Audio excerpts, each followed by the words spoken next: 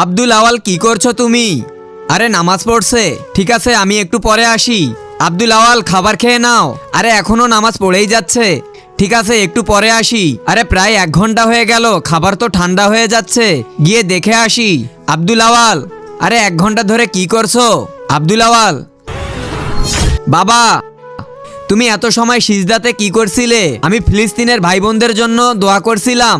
বাবা ওই ছোট ছোট বাচ্চারা টুকরো টুকরো হয়ে যাচ্ছে, কারো হাত নেই, কারো পা নেই, নিজের চোখের সামনেই বাবা মাকে মরতে দেখছে।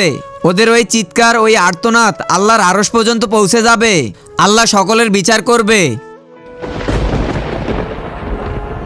হে আল্লাহ, আপনি ফিলিস্তিনের ভাই বোনদেরকে রক্ষা করুন, তাদের জন্য ঝাঁকে ঝাঁকে আবাবিল পাখি পাঠিয়ে দিন। আল্লাহুম্মা আমিন। হে আল্লাহ, ফিলিস্তিনের পবিত্র ভূমি এবং মসজিদ আকসাকে হেফাজত করো, তাদের জন্য ইমাম মাহাদিকে পাঠিয়ে দিন। বন্ধুরা, যারা ফিলিস্তিনকে ভালোবাসো তারা চ্যানেলটি সাবস্ক্রাইব করে ভিডিওতে লাইক করো আর কমেন্টে আমিন লিখো।